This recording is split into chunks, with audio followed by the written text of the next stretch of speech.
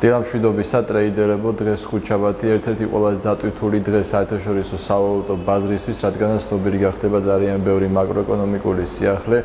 დავიწყოთ ყველაზე მნიშვნელოვანით, ეს იყო ახალი ზელანდიის სარეზერვო ბანკის გადაწყვეტილება 1% განაკვეთის ცვლილებაზე. ცნობილი გახდა, რომ მათ შეამცირეს 2.25-დან 2%-მდე 1% განაკვეთი, რაც საკმაოდ მნიშვნელოვანი ცვლილება, მაგრამ ეს არ მოახდენს პანიკურზე გავლენას ახალზელანდიურ დოლარზე.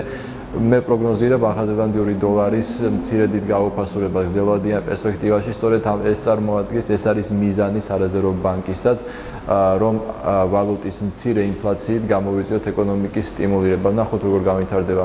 ასევე შეგახსენებთ, რომ დღეს იაპონიაში დასვენების დღეა და ბანკები ისვენებენ, შესაბამისად შესაძლოა იაპონური ენაზე შეინიშნებოდეს ლიკვიდურობის სიმცირე. იყავით ყურადღებით, მეტი ყურადღება დაუთმეთ იაპონური იენის წყვილებთან ტექნიკურ ანალიზს.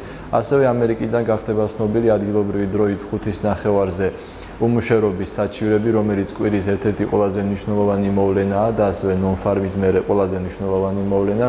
სწორედ ამ მონაცემის შემდეგ დადასტურდება ან შეიცვლება ევრო-დოლარის ტენდენცია და ზოგადად მაჟორული წყვილების ტენდენციები მთელი მომავალი ერთი კვირის განმავლობაში, მომავალ ხუთშაბათამდე. ყურადღებით იყავით ამ მონაცემის მიმართ.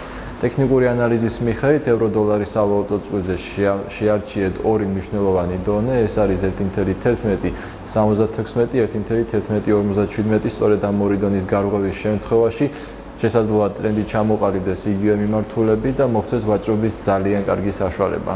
ნახოთ როგორ განვითარდება მოვლენები, მე გისურვებ წარმატებულ ვაჭრობას და ბედნიერ დღეს. ხვალამდე.